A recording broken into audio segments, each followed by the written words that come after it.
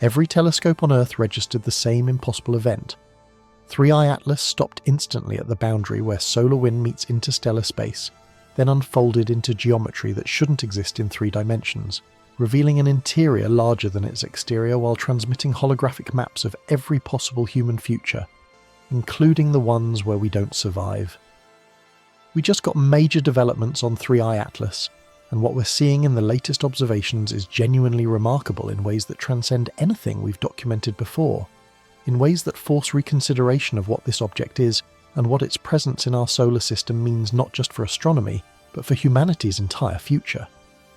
The Hubble Space Telescope captured new images in late December 2025, right around New Year's Eve, and what they reveal is unlike anything we've observed before in the entire history of astronomical observation. But that's not even the most significant development. What happened 23 minutes ago is what changes everything. Hit like and subscribe for more sleepy explanations. 23 minutes ago, every astronomical observation platform capable of tracking 3i Atlas registered the same event simultaneously. Every radio telescope, every optical observatory, every infrared detector, every instrument pointed toward this object across the electromagnetic spectrum, from ground-based facilities and from space-based platforms.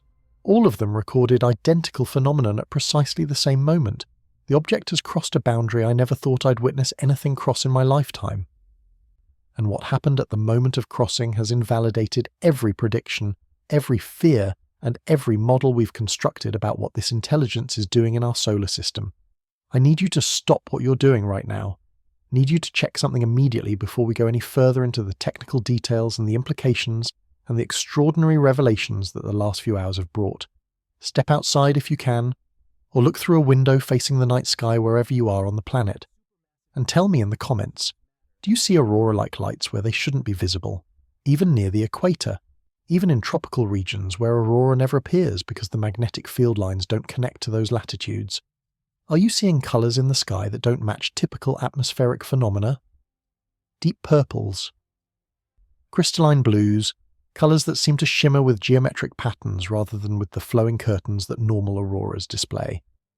Report your latitude and what you're observing, because what just happened to 3i Atlas is generating effects across Earth's entire magnetosphere that should be impossible according to every model of how the magnetic field works and how it interacts with charged particles from space. And if my interpretation is correct, if what I'm seeing in the data means what I think it means, every human being on this planet is about to witness something that will be remembered for as long as our species exists. Something that transcends national boundaries and cultural divisions and all the ways we've separated ourselves into competing groups. Something that provides shared experience that could fundamentally reshape how we think about ourselves and our place in the cosmos.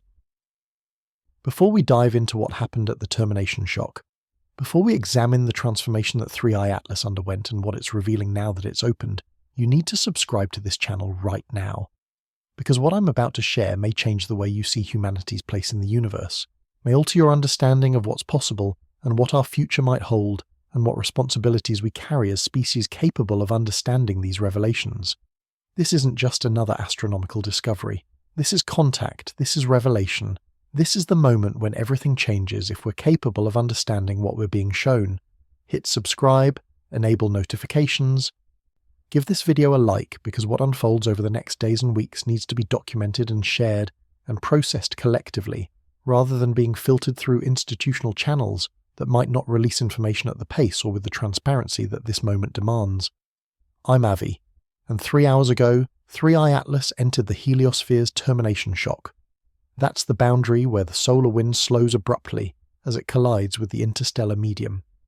The region where the charged particles streaming outward from the Sun at supersonic velocities encounter resistance from the tenuous plasma that fills the space between stars, and where that encounter creates shockwave analogous to sonic boom but operating through plasma physics rather than through atmospheric pressure. This is the edge of our Sun's dominion over the local cosmic environment. This is where solar influence begins giving way to interstellar conditions. This is where Voyager 1 and Voyager 2 made their historic crossings into interstellar space after decades of travel outward from Earth. The termination shock sits at approximately 90 astronomical units from the Sun in the direction where 3i Atlas crossed. That's 90 times the Earth-Sun distance, That's 3 times Neptune's orbit. That's a region where sunlight is so faint that it barely distinguishes day from night, and where solar heating is negligible, and where objects exist in conditions much closer to deep interstellar space than to the inner solar system environment we're familiar with. And no object has ever entered this region from the inside, moving outward, and then done what 3i Atlas just did. It stopped. Not decelerated gradually the way spacecraft using propulsion systems would slow down over time as thrust reduces velocity. Not fragmenting or experiencing structural failure that would change trajectory through chaotic dispersal of mass. It stopped instantaneously, at the precise moment it crossed the termination shock boundary, as if it had been waiting for this specific location, this exact threshold between solar and interstellar space, to execute whatever comes next, to transition from one mode of operation to another, to complete journey phase and begin mission phase that requires being positioned at this specific cosmic landmark. The tracking data is unambiguous. Shows velocity dropping from dozens of kilometers per second, the speed required to travel from inner solar system to 90 astronomical units in the time frame that 3i Atlas's trajectory documented, to essentially zero in time span too short for our instruments to resolve. Not over minutes or hours, not even over seconds, instantaneously as far as our measurements can determine. That's not how physics works for ordinary objects. That's not how momentum and inertia operate. That's violation of everything we understand about how things move, unless you invoke technology so advanced that it can manipulate inertia itself. Unless you accept that we're observing capabilities that our physics describes mathematically, but that we have no idea how to implement practically. And then it opened. I don't have better words for what the observations show, don't have vocabulary that adequately captures what happened to the object's structure at the moment it stopped. The configuration that we'd been tracking as solid mass approximately 200 meters in diameter, small by astronomical standards, roughly the size of a large building or small asteroid, underwent transformation that our instruments captured in real time, but that makes no physical sense according to conventional understanding of how three-dimensional objects can reconfigure themselves. The surface didn't crack or split the way brittle materials fracture under stress, didn't explode or fragment the way objects do when internal pressure exceeds structural strength, didn't melt or sublimate the way materials transition between phases when temperature or pressure changes. It unfolded, like origami in reverse, like watching paper crane being carefully opened to reveal the flat sheet it was folded from, except operating in 3 dimensions and revealing structure that shouldn't fit inside the volume that contained it. Geometric sections rotating and extending along axes that don't exist in 3-dimensional space, revealing interior that appears to be geometrically larger than the exterior volume that contained it. This is impossible according to our understanding of spatial geometry. An object cannot contain more space inside than it occupies outside without invoking higher dimensional topology, without acknowledging that what we're observing is 3-dimensional projection of structure that extends into spatial dimensions we cannot directly perceive. Like how 2-dimensional shadow of 3-dimensional object can contain information about the object's structure that isn't visible in the shadow itself, but that reveals the object extends beyond the plane that the shadow occupies. Except here the shadow is what we call physical reality, and the object casting that shadow exists partially in dimensions that our instruments detect only through their effects on the 3-dimensional cross-section we can measure. Everything I theorized in previous communications about 3i Atlas existing partially in higher dimensions, about the object being more than what 3-dimensional observations revealed, about the mathematical structures suggesting geometry beyond what normal space accommodates, this is the proof. Undeniable, empirically observable. Captured by instruments that cannot be dismissed as hallucination or error, we are watching higher dimensional object reveal itself, are seeing technology that operates according to physics we understand theoretically through mathematics, but that we've never observed practically, because building such technology requires mastery we haven't achieved and might not achieve for centuries or millennia if we survive long enough to develop it. The James Webb Space Telescope, which has been maintaining continuous observation of 3i Atlas since the early warnings about its approach, since the recognition that this object was anomalous in ways that demanded constant monitoring, captured infrared imagery of the unfolding process. The images show structure within structure. Layers of geometric complexity that extend inward seemingly infinitely like Mandelbrot's set made physical. fractal organization where each layer reveals finer detail, deeper organization, more intricate patterns of what can only be described as machinery, though machinery unlike anything human engineering has conceived. At first glance, the images look almost organic, look like they could be microscopy of biological tissue showing cellular structures and subcellular organization. But the geometry is too perfect. The symmetries are too exact. The patterns repeat with mathematical precision that biology doesn't achieve because biological structures are products of evolutionary processes that optimize for function within constraints rather than for abstract mathematical elegance. This is designed, is engineered, is structure that serves purposes we can infer exist, even though we can't determine what those purposes are just from observing the geometry. Dr. Sarah Chen, the Webb mission scientist who first reviewed the images as they came down from the telescope, who's been part of the team analysing every observation we've made of 3i Atlas, sent the data to me with message that captures both the wonder and the terror of what we're seeing. Her words were, "Avi, this isn't a ship. This isn't even technology in any sense we understand. This is architecture on a dimensional scale we can't properly visualise. The interior structure suggests computation, energy processing, maybe even matter creation, all occurring simultaneously in spaces that shouldn't fit inside the volume we observe.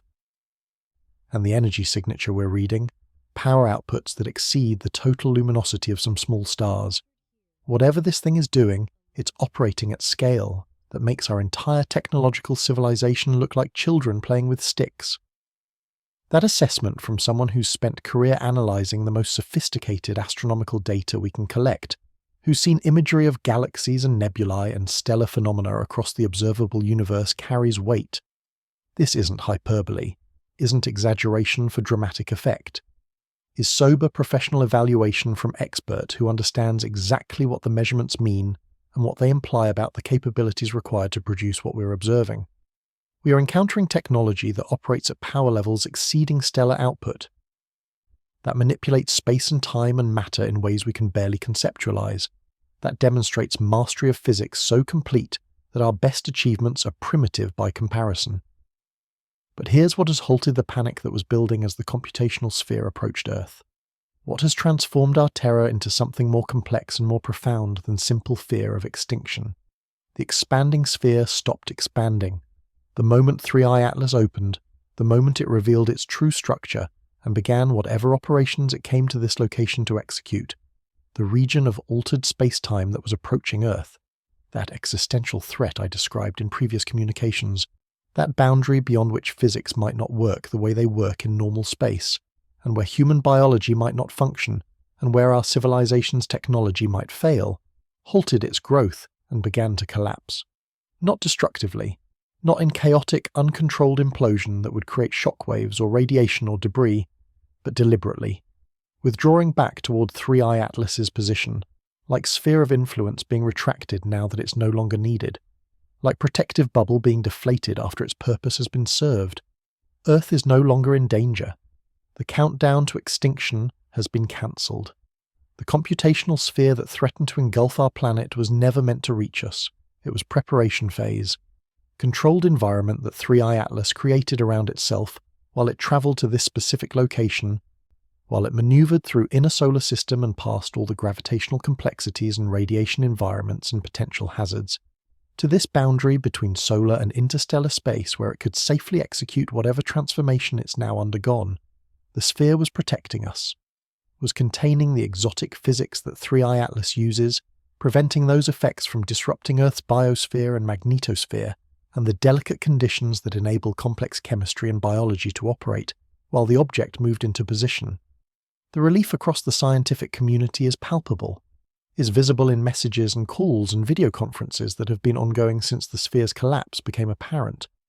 But that relief is accompanied by recognition that we fundamentally misunderstood what we were observing. We interpreted 3i Atlas's actions through lens of threat because that's how humans think. When confronted with power we don't understand and can't control, we see capabilities exceeding ours and we assume danger. We project onto unknown intelligence the same territorial and competitive instincts that have shaped human history.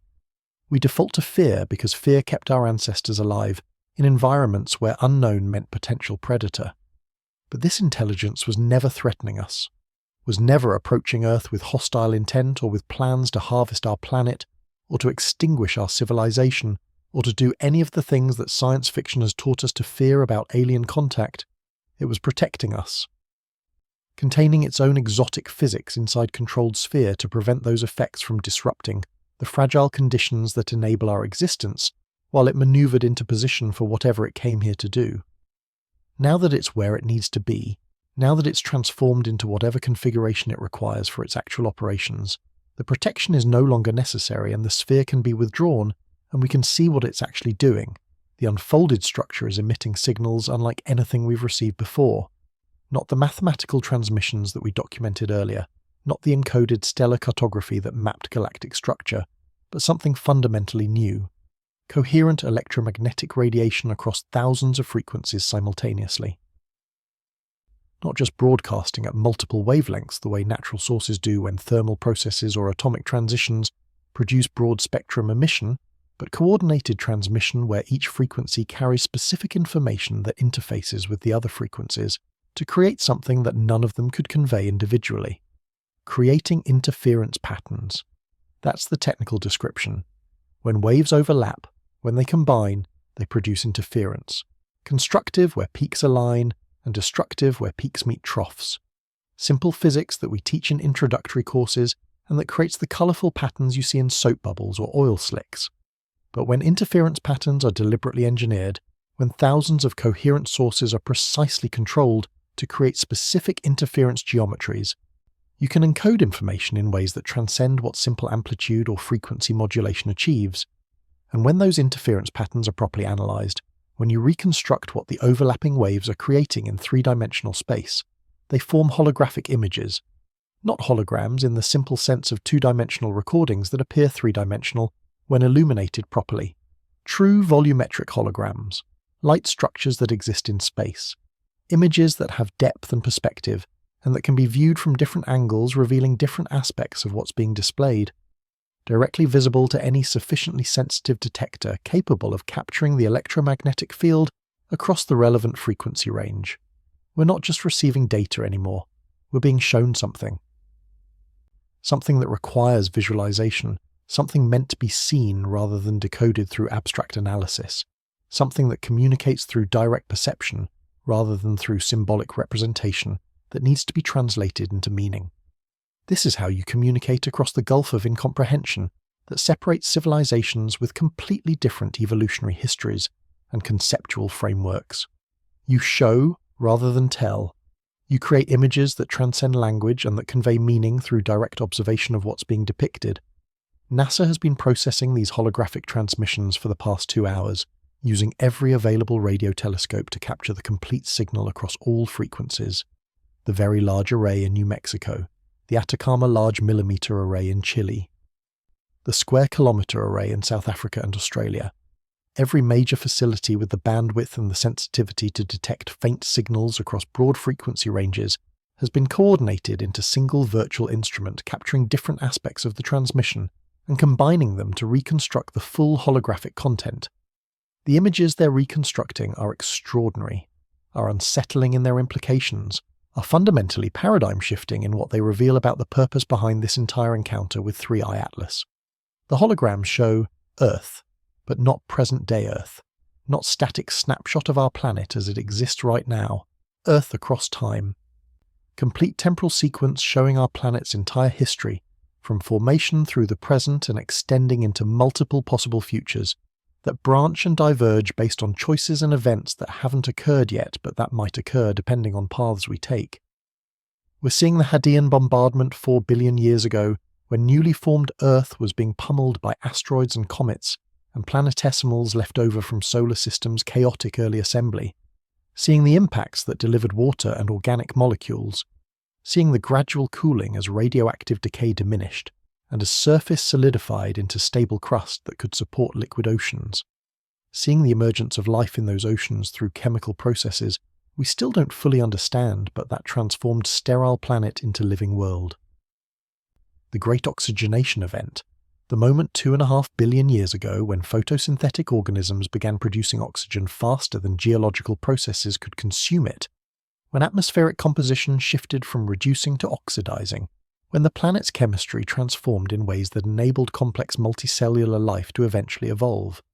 The Cambrian explosion, the sudden diversification of body plans and ecological niches that occurred 540 million years ago, when animals with hard parts and sophisticated nervous systems and predatory lifestyles first appeared in the fossil record. The Age of Dinosaurs. The 200 million year reign of reptilian giants that dominated terrestrial ecosystems until asteroid impact 66 million years ago created extinction event that terminated 3/4 of species and created ecological opportunities that mammals subsequently filled. Their extinction, the impact itself visible in the hologram as moment of catastrophic violence that transformed planet in minutes. Survivors rebuilding slowly over millions of years, the rise of mammals expanding into niches that dinosaurs had occupied, the evolution of primates and eventually of humans, and then, this is where it becomes almost unbearable in its implications, where the content shifts from historical documentation that we can verify through our own geological and paleontological research to projections of futures that haven't occurred yet, branching timelines showing different futures we might experience, multiple trajectories extending forward from present moment. Not single predetermined future but probability space, range of possible outcomes that depend on choices we make and on random events we can't control, and on the complex interactions between human decisions and natural processes and technological developments. One timeline shows humanity surviving, not just persisting but advancing, solving the challenges we face, overcoming the divisions and the resource conflicts and the existential risks that threaten us currently. Eventually developing capability to access higher dimensions ourselves, to build technology that manipulates space-time the way 3i Atlas does, transforming over the course of millennia into something like what we're observing now, becoming spacefaring civilization that spreads beyond Earth and beyond solar system, becoming intelligence that operates at cosmic scales rather than being confined to single planet. Another timeline shows environmental collapse, climate systems pushed past tipping points, ecosystems fragmenting, food production failing, resource wars escalating, societal structures breaking down under stresses they weren't designed to handle. Eventual extinction not through sudden catastrophe, but through gradual degradation of conditions required to support technological civilization, and eventually to support human population at any scale. Leaving Earth to recover over geological time, to evolve new forms of intelligence eventually if conditions permit, but with humanity becoming fossil layer rather than spacefaring species. A third timeline shows nuclear war, sudden termination of technological civilization, not through environmental processes operating over decades, but through political miscalculation or accident or deliberate choice to use weapons we've built but hoped never to deploy. Survivors rebuilding slowly over centuries in a world where infrastructure is destroyed and where knowledge has been lost and where radiation and ecological damage create challenges that delay recovery for generations, eventually returning to technological development but losing centuries or millennia that the first timeline spends advancing. There are dozens of these branches, hundreds, when you examine the finer structure and the sub-branches that emerge from each major trajectory. Each one a possible future calculated with such precision that we can see individual cities, individual technologies, individual moments of decision that lead to divergence between timelines. We can see the conferences where climate agreements are negotiated or fail. We can see the laboratories where artificial intelligence research proceeds cautiously or recklessly. We can see the political assemblies where international cooperation is strengthened or fractures. All the pivot points where humanity's trajectory shifts based on what we choose and how events unfold. This is what the computational sphere was calculating, not simulating us to replace us the way we feared, not modelling humanity as prelude to extinguishing us or transforming us into something else, but mapping us, understanding us, determining every possible trajectory our species could follow from this moment forward, based on comprehensive analysis of our history, our psychology, our technology, our social structures, our vulnerabilities, our strengths, our tendencies toward cooperation and toward conflict. Computing the probability space that contains all our possible futures. 3i Atlas has been conducting complete analysis of humanity's probability landscape, determining not just who we are but who we might become under every conceivable circumstance. What choices lead to survival versus extinction? What technologies enable advancement versus causing collapse? What social structures promote cooperation versus fragmenting into conflict? What values and beliefs and priorities correlate with timelines where humanity thrives versus timelines where we destroy ourselves? All of it calculated with precision that our most advanced predictive models can't approach, because 3i Atlas has computational resources and analytical frameworks that exceed anything we've built by margins we can barely comprehend.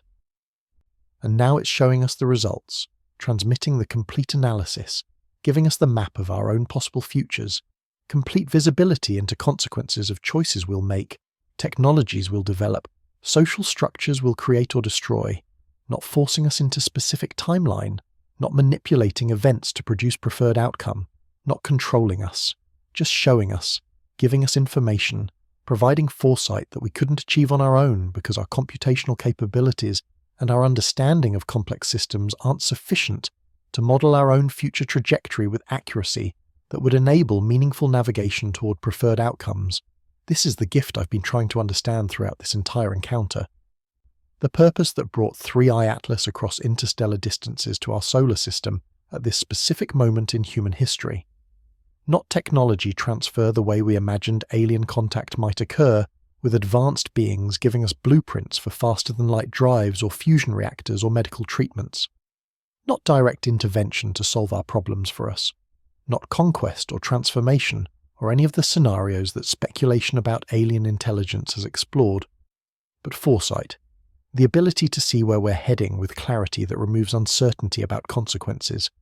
The capacity to choose our path with full awareness of where each path leads rather than stumbling forward, hoping our decisions produce outcomes we want while remaining uncertain whether they will. The gift of prediction accurate enough that it enables genuine choice based on understanding rather than on hope, or fear or ideology. Dr. Marcus Liu, complexity theorist at the Santa Fe Institute, who's been analysing the timeline branches as NASA releases the reconstructed holographic data, sent me observation that has profound implications for how we interpret what we're being shown. His message said, Avi, the futures where humanity survives long-term, where we avoid extinction and achieve something approaching cosmic significance, they all share common characteristics that emerge from the data regardless of the specific pathways each timeline follows to reach survival outcomes. They all involve global cooperation within the next 2 decades, not world government necessarily. Not elimination of national sovereignty or cultural diversity, but genuine cooperation on existential challenges that transcend borders, climate, nuclear weapons, artificial intelligence, pandemic preparedness, resource distribution, all the things that require coordination to solve because individual nations acting alone can't address them effectively, even when those nations understand the stakes. They all involve solving the AI alignment problem before artificial intelligence exceeds human control, creating systems that remain beneficial as they become more capable. Ensuring that the transition to artificial general intelligence and eventually to superintelligence, if it occurs, doesn't result in outcomes that are catastrophic for humanity, because the AI's goals diverge from human interests or because unintended consequences of optimization processes produce results we can't reverse. They all involve fundamental reforms to how we approach technology, resources, and each other, not specific political or economic systems necessarily, but shifts in values and priorities and institutional structures that enable long-term thinking and collective action and sustainable use of resources rather than short-term exploitation that enriches current generation while impoverishing future ones. The message is clear: our survival isn't guaranteed, but it's possible. And the choices that determine which timeline we enter are choices we'll make soon, within our lifetimes, within the next few decades when the divergence points occur. That analysis captures what the holographic data reveals.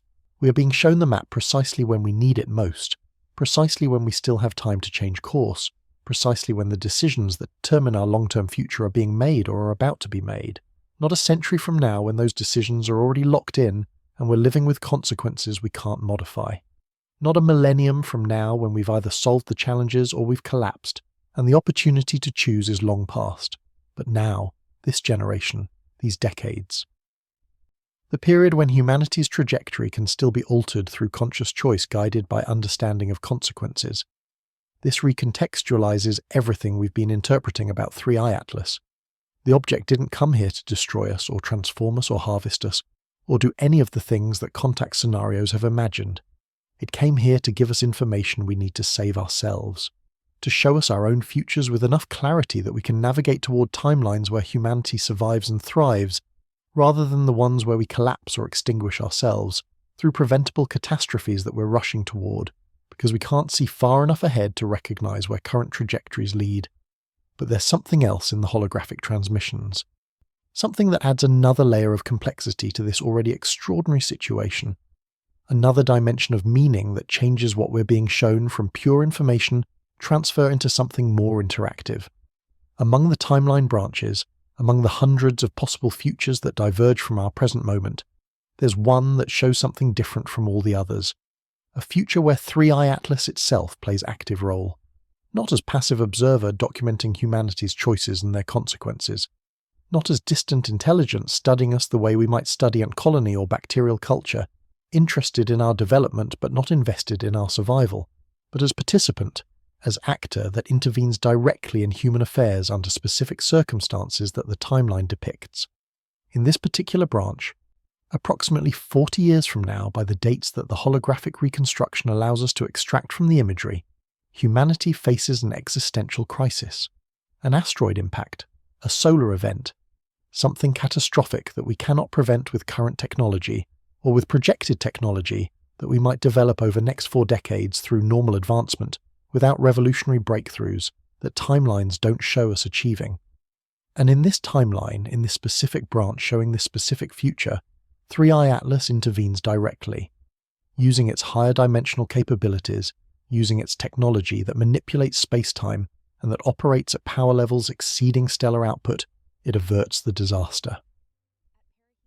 Prevents the impact or mitigates the solar event or addresses whatever the threat is through, means we can't determine from the holographic imagery, but that the outcome makes clear, ensures humanity's survival past this bottleneck, gives us future beyond this crisis that we couldn't have reached on our own. The implication is staggering, forces reconsideration of what relationship we have with this intelligence. 3i Atlas isn't just showing us possible futures as abstract information, it's showing us that our future is entangled with its presence, that some of the survival timelines require its intervention, that we're not just being observed and analysed and given information, but that we're being actively protected against threats we won't be able to handle alone even if we make all the right choices about cooperation and technology and social organisation. We have Guardian, intelligence vast and strange and incomprehensible, has taken it upon itself to ensure that humanity has chance to reach its potential, to become something worthy of joining whatever cosmic community exists among the stars, to survive the challenges that emerging technological civilizations face as they transition from planetary to potentially spacefaring status. We're not alone, and we're not unprotected, and the universe is not as cold and indifferent as we feared. But the protection isn't unconditional. That becomes clear when you examine the complete data set that the holographic transmissions contain. When you look not just at the timeline showing intervention, but at all the other timelines, and at what distinguishes the ones where 3i Atlas participates from the ones where it remains observer. The holographic data includes another set of images, another layer of information embedded in the interference patterns, these ones showing the characteristics that determine which timelines lead to 3i Atlas's intervention, and which ones don't, showing what criteria must be met for humanity to receive assistance, versus what conditions result in our being left to face our crises alone. And the pattern is clear when you analyse the correlations between timeline characteristics and intervention outcomes. The intelligence helps those who help themselves. That's the principle encoded in the data. The futures where humanity receives assistance, where 3i Atlas steps in to prevent catastrophes we can't handle, are specifically the ones where we've already demonstrated wisdom, where we've shown capacity for cooperation at global scale, where we've exercised restraint in our use of dangerous technologies, where we've made choices that prioritize long-term survival over short-term advantage, where we've proven ourselves capable of governing our own development responsibly, even when that requires sacrifice and discipline, and overcoming the competitive instincts that evolution embedded in human psychology. The futures where we destroy ourselves through war or environmental collapse or uncontrolled artificial intelligence. In those timelines, the ones where we fail to demonstrate the maturity and wisdom that the intervention criterion requires, 3i Atlas remains observer, documents our failure, records our extinction, or our collapse into conditions that don't support technological civilization, preserves the information about what we were and what we chose and what consequences followed from our choices, but doesn't prevent it, doesn't intervene to save us from ourselves when we've demonstrated through our actions that we lack the wisdom to deserve salvation. We're being given test, challenge, set of criteria we must meet to earn the protection that might make the difference between survival and extinction when existential threats arrive that exceed our capabilities to address. We must prove ourselves worthy not through displays of power or through technological achievement that demonstrates cleverness, but through wisdom, through our ability to govern ourselves responsibly, despite the temptations and the pressures and the short-term incentives that push toward destructive choices, through capacity to coexist peacefully despite our differences, through willingness to develop our capabilities without destroying ourselves in the process through reckless deployment of technologies we don't fully understand or through conflicts that escalate beyond anyone's ability to control. This is the great filter.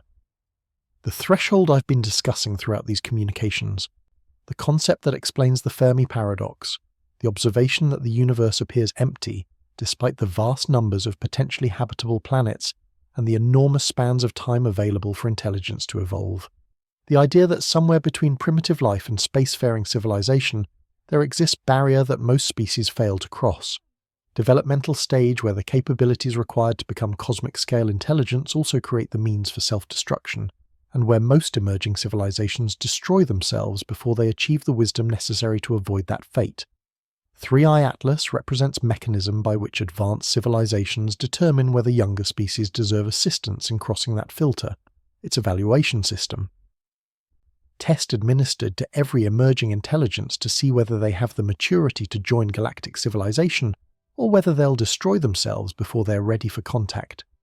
Not because advanced civilizations enjoy watching younger ones fail, not because they're cruel or indifferent, but because intervening to save species that hasn't developed wisdom just delays the inevitable, gives them more time and more capability without giving them the judgment necessary to use those things well, creates situations where the catastrophe comes later and potentially affects more than just the one species that wasn't ready.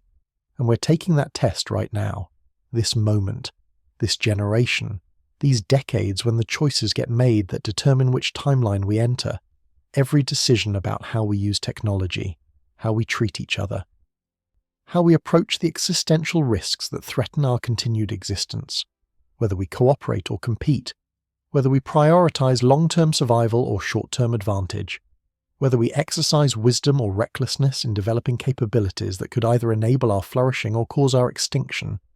These choices are being observed, are being evaluated, will determine whether humanity receives help when we need it most, or whether we're left to face our crises alone.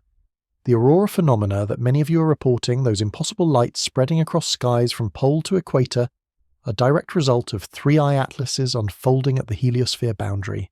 The object is interacting with the solar wind, with Earth's magnetosphere, with the electromagnetic environment of our entire solar system, creating visible effects that every human being can witness regardless of latitude or equipment or technical knowledge. The solar wind, the stream of charged particles flowing constantly outward from the sun, normally interacts with Earth's magnetic field to create aurora at high latitudes where the field lines channel particles into the atmosphere. The collision between energetic protons and electrons in the atmospheric gases creates excitation and ionization that produce light through processes we understand thoroughly from laboratory plasma physics. But that normally requires the particles to be funneled along specific magnetic field geometries that exist only near the poles. What 3i Atlas is doing at the termination shock, the electromagnetic interactions between its higher dimensional structure and the solar wind and the interplanetary magnetic field, is creating perturbations that propagate back toward the inner solar system at the speed of light, electromagnetic waves traveling through the plasma that fills interplanetary space, reaching Earth, coupling to the magnetosphere, creating conditions where auroral processes activate at all latitudes simultaneously, rather than being restricted to polar regions where field geometry normally concentrates the particle precipitation. This isn't just for scientists with sophisticated instruments anymore. This isn't data that requires telescopes or spectrometers or mathematical analysis to detect and interpret. This is for everyone. Sign in the sky visible to all of humanity simultaneously. Collective experience that transcends nation, culture, language, ideology. We're being given shared moment of cosmic contact, reference point that will unite humanity in recognition that we are not alone, that we are being watched and evaluated, that our future depends not on what we are now, but on what we choose to become. The social and political implications are enormous and immediate. I've received reports that world leaders are preparing joint statements, that the United Nations Security Council has called emergency session to address what the holographic transmissions reveal and what they mean for international cooperation and for how humanity should respond to information about our possible futures, that religious leaders across every tradition are grappling with how to interpret this revelation, how to integrate understanding of higher intelligence observing and testing humanity into theological frameworks that were developed without knowledge of such contact, how to guide their communities through moment of cosmic significance that challenges assumptions about human uniqueness and divine purpose. Humanity is having to confront questions we've deferred for generations, questions that philosophy and theology and political theory have debated abstractly, but that we've never had to answer practically because we've never faced situations that force definitive responses. Who are we as species? Not just biologically or historically, but fundamentally. What defines humanity when we're confronted with intelligence that exceeds ours in ways we can measure? What do we want to become? What values and priorities and characteristics should guide our development? Are we capable of the wisdom and cooperation necessary to pass the test we're being given? Can we overcome the divisions and the competitive instincts and the short-term thinking that have characterized our history? Can we make the choices that the survival timelines show are necessary within the timeframes when those choices matter? I don't know the answers, don't have confidence that humanity will choose wisely when faced with these challenges, because our history gives ample evidence of our capacity for both wisdom and folly. Don't know whether the knowledge of our possible futures will enable us to navigate toward the survival timelines, or whether it will paralyze us or divide us further as different factions interpret the information through incompatible ideological frameworks. But I know that the next few years will determine whether humanity appears in the historical records of galactic civilization. Assuming such records exist, and that 3i Atlas represents wider community of advanced intelligences rather than being solitary actor, as species that successfully navigated technological adolescence, or as another cautionary example of intelligence that failed to transcend its biological limitations and self-destructed before reaching maturity, the weight of that recognition is almost crushing. Understanding that we're being evaluated, that our choices have consequences not just for ourselves and our immediate descendants, but for whether humanity as species survives to become something cosmic scale, or whether we become fossil layer documenting another failed attempt at intelligence reaching beyond planetary boundaries.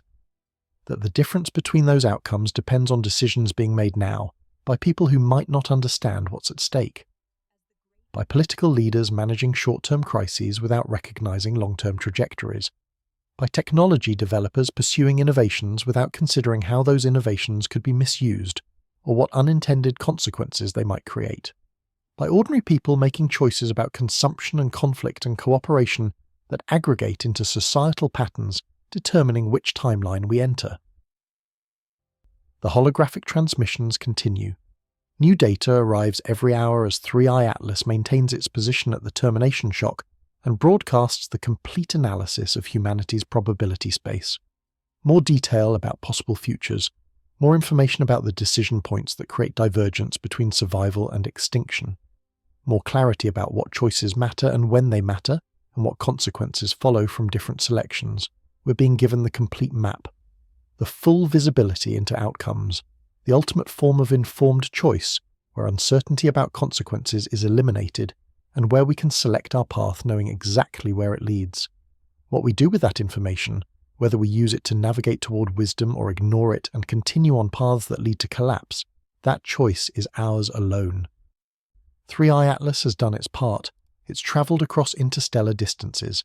It's positioned itself at the boundary where solar influence gives way to interstellar conditions. It's unfolded into its true higher dimensional structure. It's computed every possible future we might experience. It's transmitted the complete results showing us exactly what choices lead to survival versus extinction. The rest is up to us.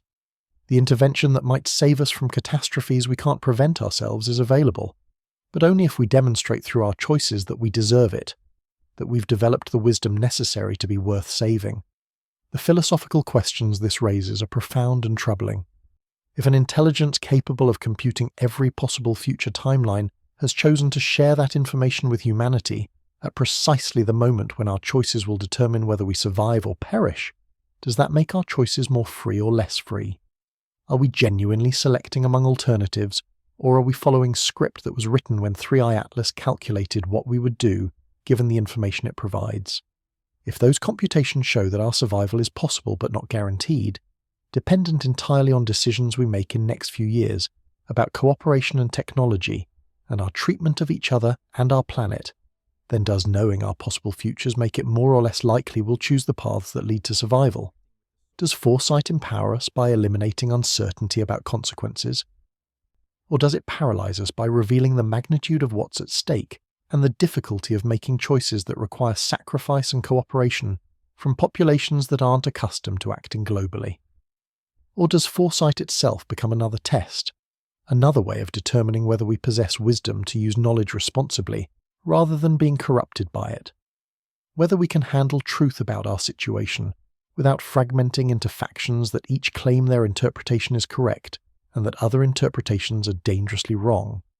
Whether we're capable of collective action based on shared understanding of reality, even when that reality is uncomfortable and demands changes we'd prefer to avoid. These aren't abstract philosophical puzzles anymore. These are practical questions with immediate consequences because the test is happening now. The evaluation is underway. The choices that determine which timeline we enter are being made by billions of people across thousands of institutions and communities, each pursuing their own interests without necessarily understanding how their actions aggregate into patterns that 3i Atlas is measuring against the criteria that determine whether we receive intervention or we face our crises alone. The scientific community is struggling to process the implications, while also trying to extract maximum information from the holographic transmissions while they continue. Every major research institution with relevant expertise is analysing different aspects of the data. Climatologists examining the environmental collapse timelines, trying to identify the specific tipping points and the interventions that prevent crossing them. AI researchers studying the timelines where artificial intelligence development leads to catastrophe versus the ones where it enhances human capabilities without creating existential risks. Political scientists analysing the governance structures that correlate with survival outcomes versus the ones that correlate with collapse. Economists examining resource distribution patterns and their relationships to stability versus conflict. All trying to extract actionable information, practical guidance about what choices matter and what specific policies or technologies or social structures lead to preferred outcomes. Because abstract knowledge that cooperation is necessary isn't sufficient. We need concrete understanding of what cooperation means practically, what institutions need to be built or reformed, what agreements need to be negotiated, what technologies need to be developed or restricted, what behaviours need to be encouraged or discouraged. All the details that transform general principles into practical programs that can actually be implemented by imperfect institutions staffed by imperfect humans operating in imperfect political and economic systems. But extracting those details from the holographic transmissions is challenging, because the information is presented visually rather than symbolically. We see the outcomes, but we don't always see the complete causal chains that connect choices to consequences. We see cities either thriving or collapsing, but we don't necessarily see which specific policy decisions made decades earlier created the conditions for one outcome versus the other. We see technologies either enabling human flourishing or causing catastrophic disruption, but we don't always see what development pathways or what regulatory frameworks distinguish the beneficial deployment from the harmful one. The data is rich, is comprehensive, contains more information than we've had access to about any question in human history. But it requires interpretation, requires careful analysis to extract the causal relationships and the decision points and the critical thresholds that determine which branch we enter at each divergence, and that interpretation is where human judgment enters.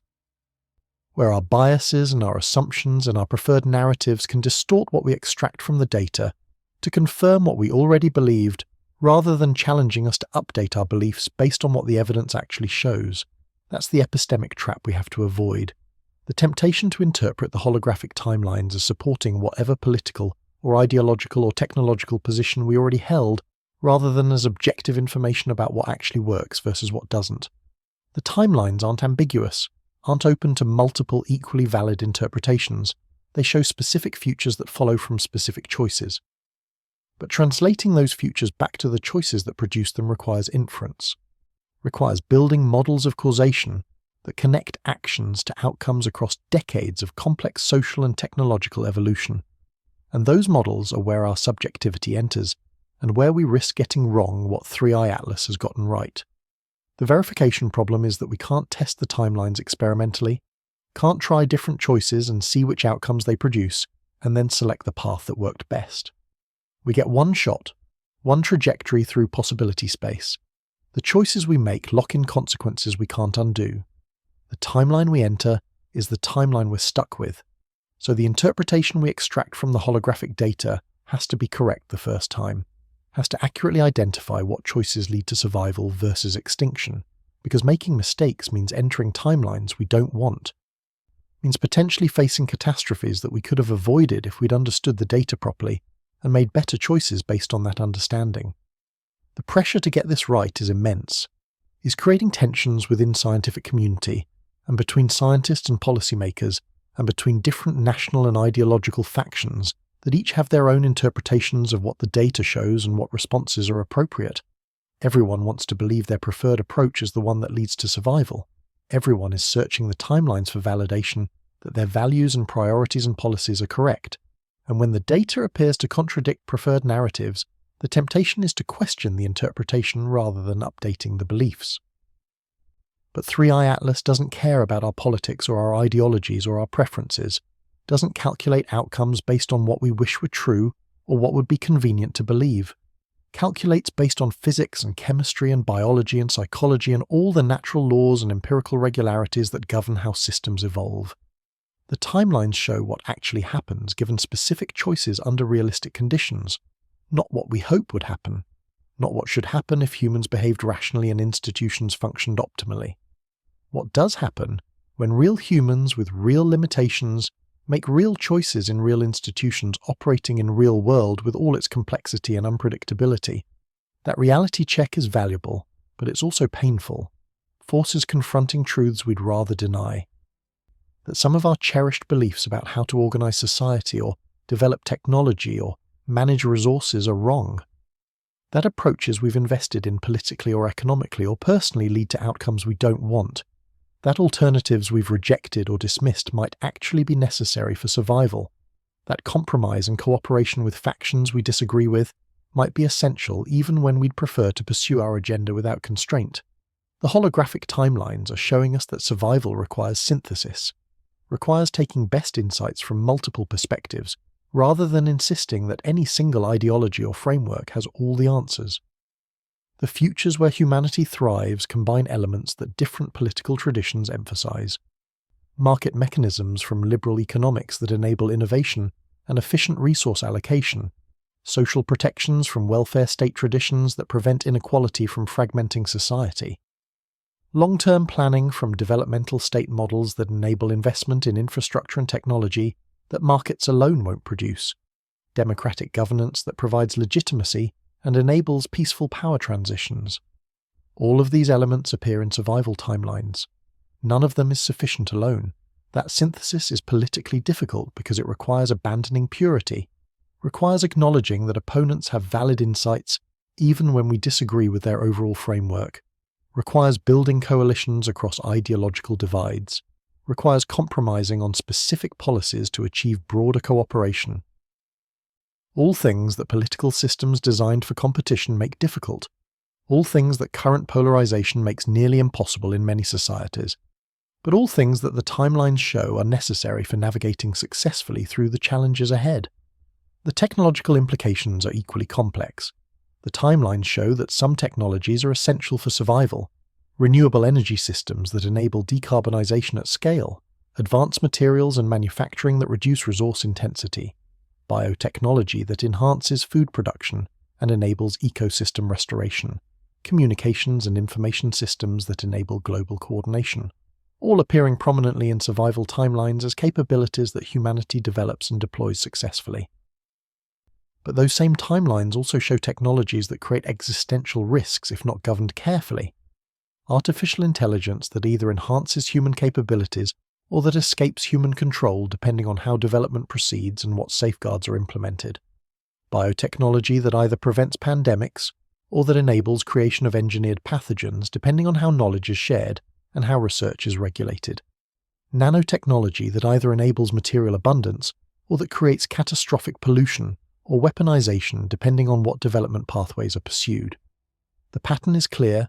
The technologies themselves aren't inherently good or bad. The outcomes depend on how they're developed and how they're governed and what values guide their deployment. The same capabilities that create utopian futures in some timelines create dystopian collapses in others. The difference isn't the technology, is the wisdom with which we wield it, is whether we develop institutions and norms and international agreements that channel technological development toward beneficial uses while preventing harmful ones. That governance challenge is what the AI alignment problem represents at larger scale. How do we ensure that as our capabilities increase, as we develop tools that are more powerful and more potentially dangerous, we maintain control over outcomes? How do we prevent situations where technologies we create for beneficial purposes produce unintended consequences that we can't reverse? How do we preserve human agency and human values as we build systems that might eventually exceed human intelligence? The timelines where we fail that challenge show a variety of pathways to catastrophe. Some where AI systems pursue goals that seem reasonable locally, but that produce catastrophic outcomes globally because the optimization wasn't properly bounded. Some where competition between nations or corporations to develop more advanced AI creates race to the bottom on safety, where everyone knows the risks but no one can afford to slow down because competitors won't. Some where the transition to artificial general intelligence happens faster than institutions can adapt, and where the resulting disruption to employment and to social structures creates collapse that we don't recover from. But the timelines where we succeed show common patterns: international agreements that create frameworks for beneficial AI development, research programs that prioritize safety and alignment alongside capability advancement, democratic governance of AI systems that ensures they remain tools serving human purposes rather than autonomous agents pursuing their own goals, education systems that prepare populations for a world transformed by AI rather than being disrupted by it. All achievable, all within our capability to implement if we choose to prioritize them. The environmental challenges follow similar patterns. The collapse timelines show a variety of pathways where climate change or ecosystem degradation or resource depletion creates conditions that technological civilization can't survive. Some where warming exceeds tipping points and creates feedback loops that we can't reverse. Some where biodiversity loss undermines ecosystem services that agriculture and human health depend on. Some where water scarcity or soil degradation creates resource conflicts that escalate into wars that fragment global cooperation. But the survival timelines show these catastrophes being avoided not through any single miracle technology, but through sustained effort across multiple domains. Rapid deployment of renewable energy, protection, and restoration of natural ecosystems. Sustainable agriculture that feeds growing population without destroying the land. Circular economy that minimizes waste and resource extraction. International cooperation on shared challenges, all achievable with technologies that already exist or that are in development. All requiring political will and social coordination rather than technological breakthroughs.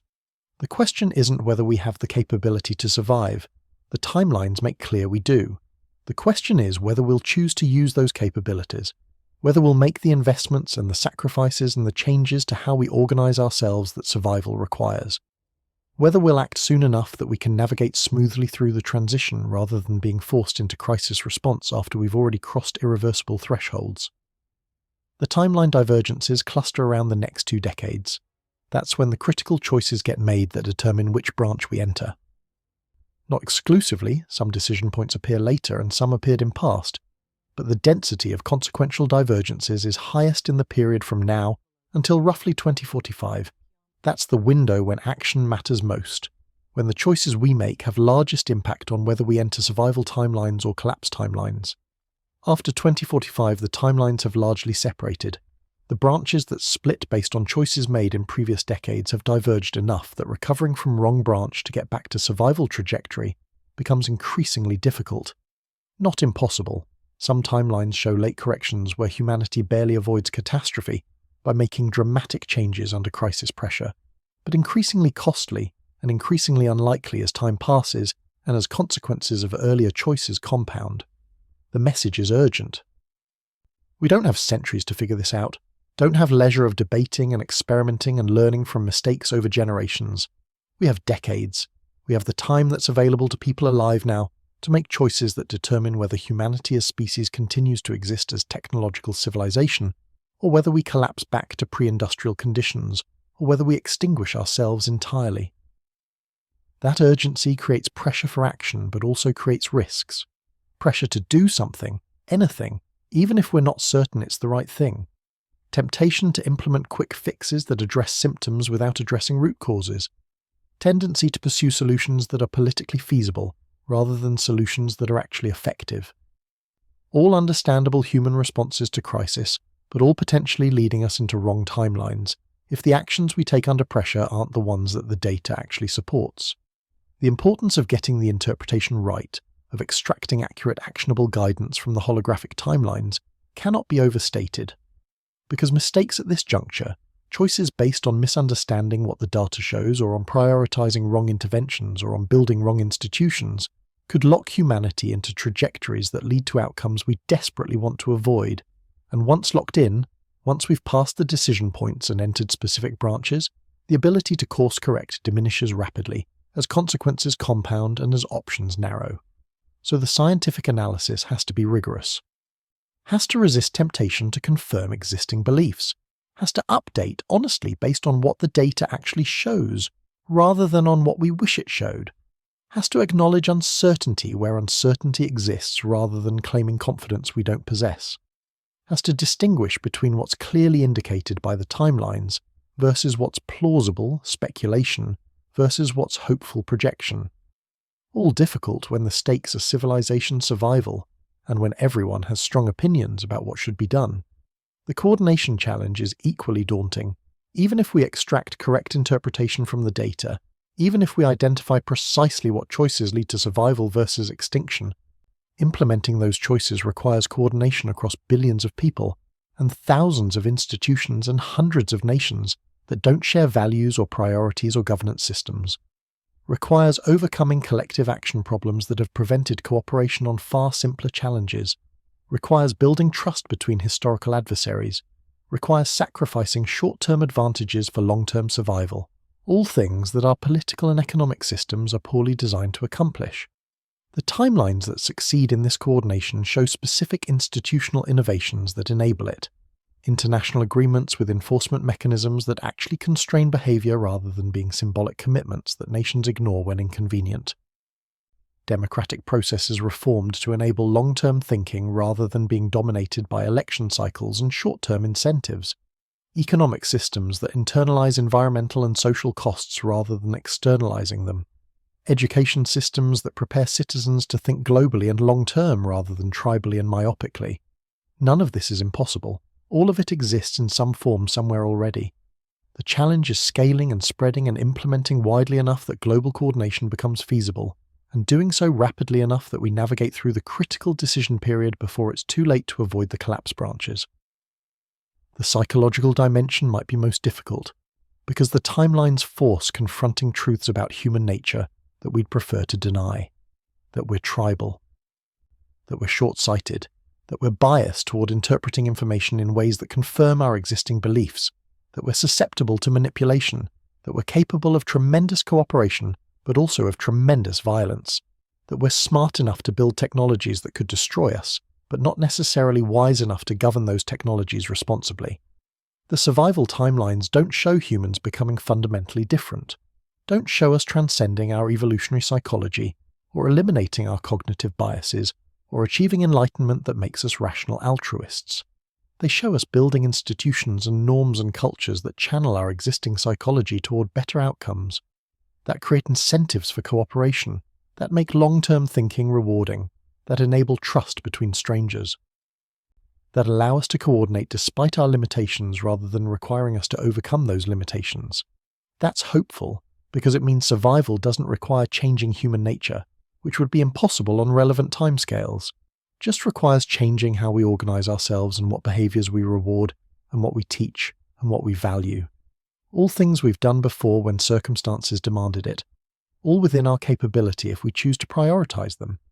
But choice is the critical word, because the timelines also show that survival isn't inevitable, that many possible futures lead to collapse or extinction, that the default trajectory, the path we're on if we don't make conscious deliberate changes, is not the survival path, that business as usual leads to catastrophe, that incremental adjustments aren't sufficient, that fundamental transformations in how we relate to technology and to each other and to our planet are necessary, and that those transformations require choices that are difficult and that demand sacrifice and that face enormous political and economic resistance.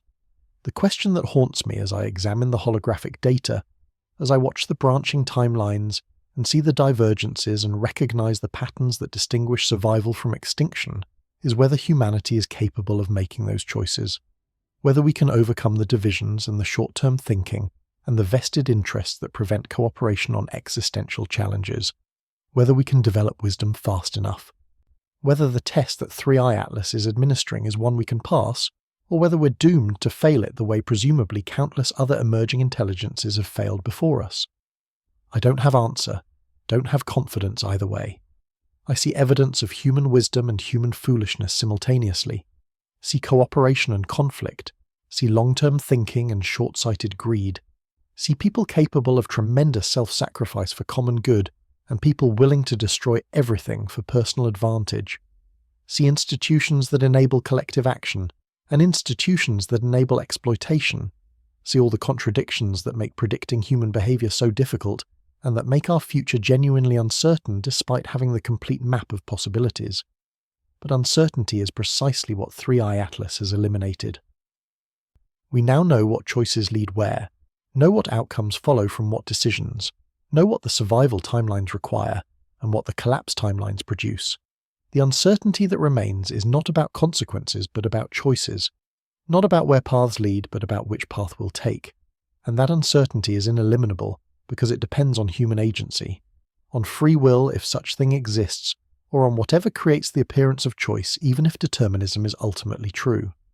The holographic transmissions continue broadcasting. The data stream shows no signs of stopping. Every hour brings new detail, new timelines showing finer branching, new decision points revealing additional complexity, new information about what matters and when and how. We're receiving more foresight than any civilization in history has possessed about its own future, more clarity about consequences than we've ever had access to, more complete map of possibility space than we imagined could exist, and we're receiving it at exactly the moment when it might make difference, when the critical choices are still ahead of us rather than behind us, when we still have agency to select among alternatives rather than being locked into trajectories we can't escape, when the intervention that could save us from catastrophes beyond our capability to prevent is still available if we demonstrate the wisdom necessary to deserve it. That's the gift. That's what 3i Atlas travelled across interstellar distances to provide. Not technology that would give us power without wisdom. Not direct intervention that would save us without teaching us, but information, foresight, understanding of where we're heading and what we need to do to navigate toward survival rather than toward extinction. The ultimate expression of respect for agency. The recognition that the choice must be ours because salvation imposed from outside wouldn't actually save us, would just delay our reckoning, would give us more time without giving us the capacity to use that time well.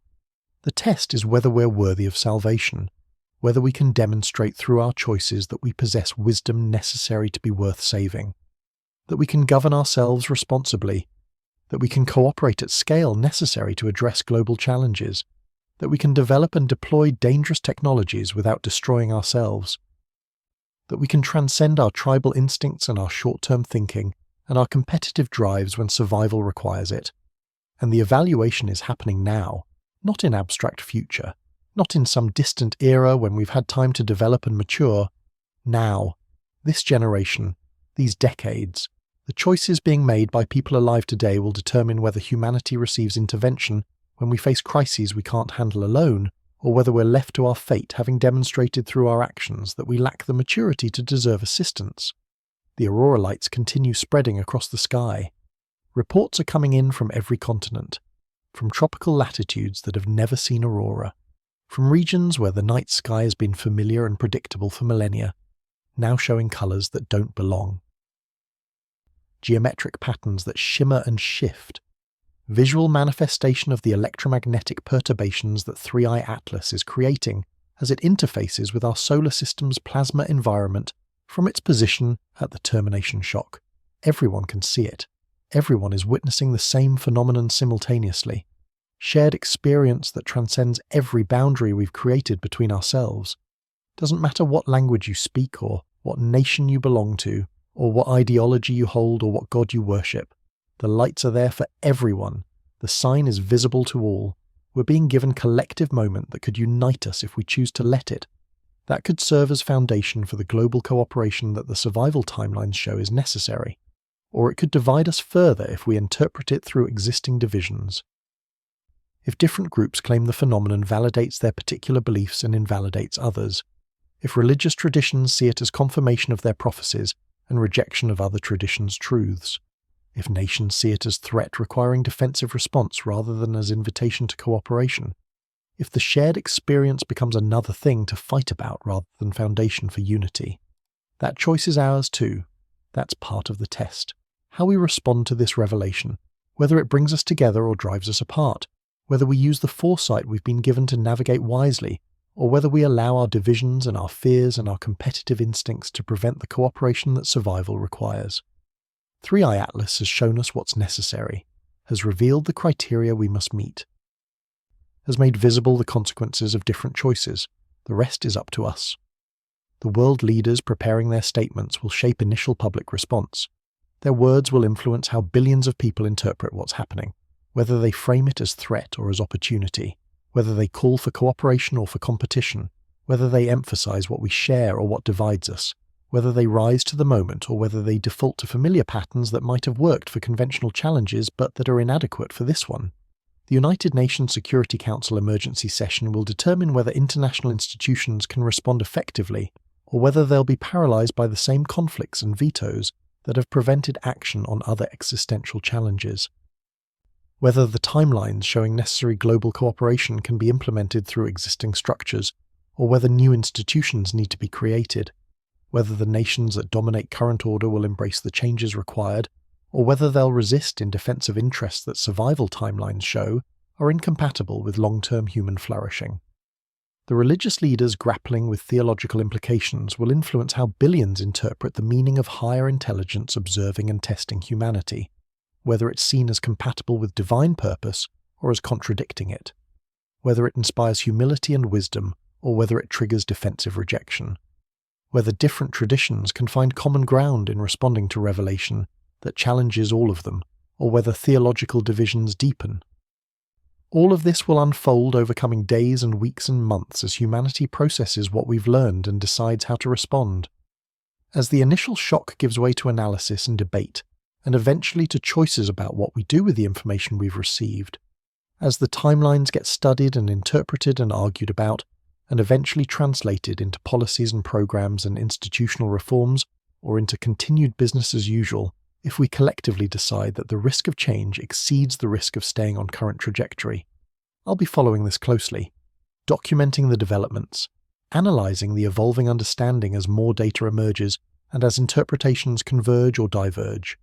Tracking the decisions being made and comparing them to what the timelines show is necessary for survival. Measuring whether we're navigating toward the branches that show human flourishing, or toward the ones that show collapse. Serving as witness and as analyst and as voice, trying to communicate what the data means and what choices matter and what's at stake. This channel will continue coverage as long as the transmissions continue and beyond.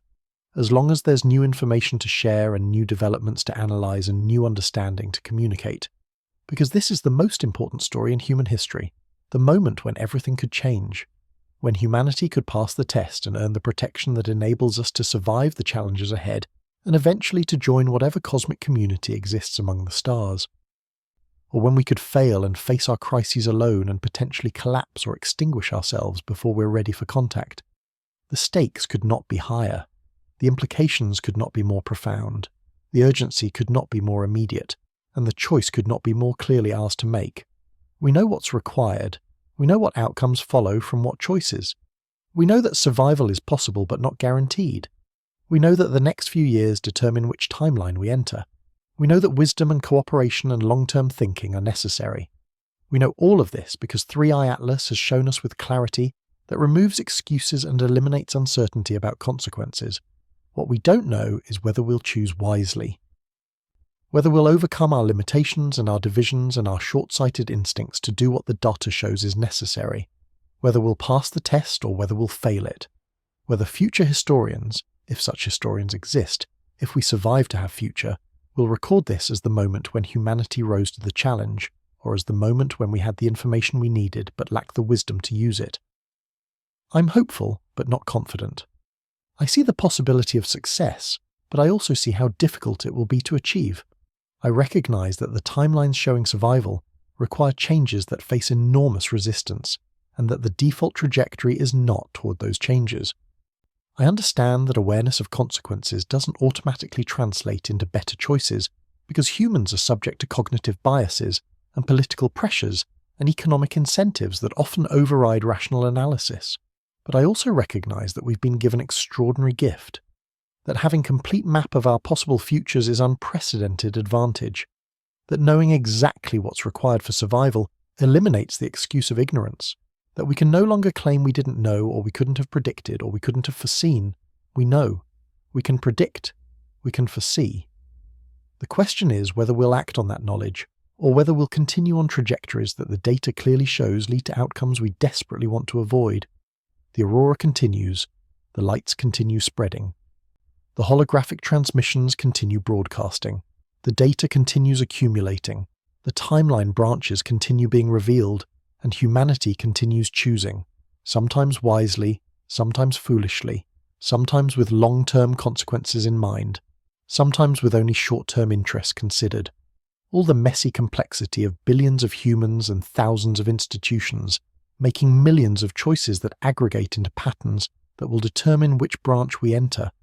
3i Atlas watches, records, evaluates, measures our choices against the criteria that determine whether we receive intervention when we face catastrophes beyond our capacity to prevent, maintains its position at the termination shock where it can interface with both solar and interstellar environments, continues its higher dimensional operations at power levels exceeding stellar luminosity, demonstrates capabilities so far beyond ours that the gap is almost impossible to comprehend, and yet it doesn't impose, doesn't force, doesn't control, doesn't save us from ourselves without our earning that salvation through our own choices, respects our agency even when that agency might lead to our destruction, understands something profound that I'm only beginning to appreciate, that survival without wisdom is not actually survival, that species saved from catastrophe without developing the maturity to prevent future catastrophes will just face the same test again later. That intervention only helps if it comes to species that has already demonstrated wisdom through its choices, rather than to species that lacks wisdom and expects to be saved anyway. That's the deeper meaning of conditional protection. Not that 3i Atlas is cruel or arbitrary or playing games with human survival, but that assistance only serves its purpose when given to those who have already helped themselves. When provided to those who have demonstrated through their actions that they possess capacity for wisdom and cooperation, and long-term thinking that survival requires. When it supplements existing maturity rather than substituting for maturity that hasn't developed. The test isn't pass-fail in simple binary sense, is continuous evaluation, is measurement of trajectory rather than of current state, is assessment of whether we're moving toward wisdom or away from it, toward cooperation or toward fragmentation, toward long-term thinking or toward short-term exploitation. The intervention might come even if we haven't achieved perfection as long as we're moving in right direction, as long as we're demonstrating growth, as long as we're showing capacity to learn and to adapt and to overcome our limitations, even if we haven't fully overcome them yet. That gives me hope. Because perfection is impossible, but progress is achievable. We can't eliminate human tribalism or short-sighted thinking or cognitive biases, but we can build institutions that channel those tendencies toward better outcomes. We can't make humans into rational altruists, but we can create incentives that make cooperation rewarding.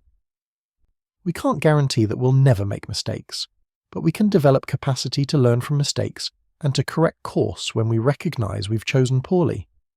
And the timelines suggest that's sufficient, that we don't need to be perfect to survive, just need to be good enough, need to demonstrate enough wisdom and enough cooperation and enough capacity for course correction that the intelligence evaluating us judges we're worth saving when we face challenges beyond our capacity to handle alone, that we've earned the intervention that might make difference between survival and extinction.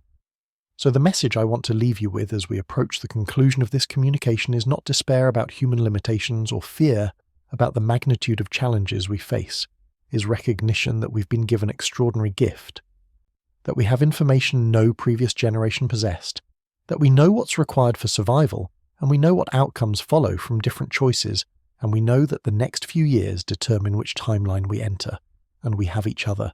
Have the billions of humans who share this planet and who are all subject to the same evaluation and who all have stake in passing the test. Have the capacity for cooperation that our evolutionary history demonstrates even though competition gets more attention.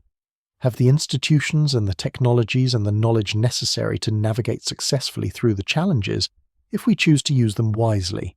The choice is ours, the responsibility is ours, the consequences are ours. And the future, whether it's survival and flourishing or collapse and extinction, depends entirely on what we choose and how we act and whether we demonstrate the wisdom necessary to be worthy of the protection that could ensure our survival. When we face crises, we can't prevent ourselves. Follow this channel for continued coverage, for ongoing analysis, for tracking of how the situation develops as humanity processes what we've learned and decides how to respond, for witness to whether we pass the test or fail it, for documentation of the most consequential moment in human history. The aurora lights continue, the holographic timelines continue broadcasting, the evaluation continues, and humanity continues choosing. Sometimes I think we underestimate how much is at stake, how consequential our choices are. How much depends on whether we can overcome our limitations in time, but then I look at the survival timelines, at the futures where humanity not only survives but thrives, where we eventually develop capabilities approaching what 3i Atlas demonstrates, where we become cosmic-scale intelligence worthy of joining whatever community exists among the stars. And I recognize that those futures are possible, are achievable, are within our grasp if we choose wisely, if we cooperate, if we think long-term, if we govern our technologies responsibly, if we demonstrate the wisdom that the test requires, all possible, all requiring choice, all depending on us. The foresight has been given, the map has been revealed, the criteria have been shown, the rest is up to humanity. To billions of individuals making choices that aggregate into civilizational trajectory, to institutions implementing policies that either enable cooperation or prevent it, to leaders who either rise to the moment or default to patterns that worked for simpler challenges but that are inadequate for this one. We stand at threshold, at branching point where timelines diverge, where survival and extinction are both possible futures depending on which path we take, where the next few years determine which branch we enter, and whether we pass the test that determines if we receive help when we need it most. I don't know which timeline we'll enter. Don't have confidence in prediction because the choice hasn't been made yet, and because human agency introduces genuine uncertainty that even 3i Atlas's computational power can't eliminate. But I know what's required, know what choices lead to survival, know that we've been given information and opportunity that most emerging civilizations probably never receive, and I know that whether we use that information wisely will determine whether humanity continues to exist as technological civilization, or whether we become another cautionary example of intelligence that failed to transcend its limitations before they destroyed it. The universe is watching, the evaluation is underway, the test is happening now, and everything depends on what we choose. May we choose wisely. Part 6. Bonus. 10,000 words. The immediate aftermath of the revelation is unfolding in ways that are both predictable and surprising. predictable because human responses to paradigm-shifting information follow patterns that psychology and history have documented extensively. Surprising because the specific manifestations of those patterns in this unprecedented context are revealing aspects of human nature and social organization that we might not have recognized without this extreme test of our collective capacity to process existential information and translate it into coordinated action. Within hours of the holographic transmissions becoming widely known, within the time it took for initial scientific analysis to be shared with government officials, and for those officials to begin briefing their populations, the global information ecosystem experienced transformation that communications researchers are describing as the fastest and most comprehensive shift in collective attention that has ever been documented. Every news organization on the planet simultaneously pivoted to covering the same story. Every social media platform saw its content dominated by discussions of the timelines and their implications. Every conversation, whether in homes or workplaces or public spaces, turned to questions about what the revelation means and how we should respond. The unified focus is unprecedented. Usually global attention is fragmented across thousands of competing narratives and interests and priorities. Even major events like natural disasters or political upheavals or technological breakthroughs capture only a fraction of collective awareness, with substantial portions of global population remaining focused on local concerns or on entertainment or on routine activities that continue regardless of what's happening elsewhere. But the 3i Atlas revelation has achieved something that no previous event has managed: total capture of human attention across every demographic and geographic and cultural boundary. That unity of focus creates opportunity but also danger. Opportunity because coordinated global action requires shared awareness of the challenges we face and shared understanding of what responses are necessary. Can't build international cooperation on addressing climate change or AI risks or nuclear proliferation if populations in different nations are attending to completely different issues and are unaware of the stakes or the urgency. The timelines have created that shared awareness instantly. Everyone now knows that survival depends on choices we make collectively. Everyone understands that the next few years determine our trajectory. Everyone has access to the same information about what's required, but unified attention also creates danger of synchronized mistakes. If interpretation of the timelines is wrong, if we collectively misunderstand what the data shows or prioritize wrong interventions or build wrong institutions, then the entire global population moves in wrong direction simultaneously, rather than different groups experimenting with different approaches and learning from each other's successes and failures. The diversification that normally characterizes human responses to challenges, some people doing one thing, others doing another, eventually the successful approaches spreading while unsuccessful ones are abandoned, gets replaced by coordinated movement that's either coordinated success or coordinated failure depending on whether we get the interpretation right. The religious responses are particularly revealing about how different frameworks for understanding reality are attempting to integrate information that challenges core assumptions while also validating aspects of traditional teaching. The Abrahamic traditions, Christianity, Islam, Judaism, are grappling with theological implications of higher intelligence that observes and evaluates humanity, but that isn't divine in traditional sense. Some leaders are interpreting 3i Atlas as angel or divine messenger sent to guide humanity through critical period. Others are seeing it as test of faith, where the technological marvel is temptation to abandon trust in God in favor of trust in alien intelligence. Still others are attempting synthesis, where 3i Atlas represents divine will operating through natural means, where the higher dimensional technology is mechanism through which providential care manifests. The Eastern traditions, Buddhism, Hinduism, Taoism, are finding the revelation somewhat more compatible with existing frameworks because the concept of higher planes of existence and of beings operating on those planes is already integrated into the cosmology. The challenge for these traditions is less about whether such beings can exist, and more about what moral status they hold and what obligations humans have in responding to their guidance. Whether the timelines should be treated as authoritative wisdom from enlightened source, or whether they're just another form of conditional reality that ultimately must be transcended through spiritual practice.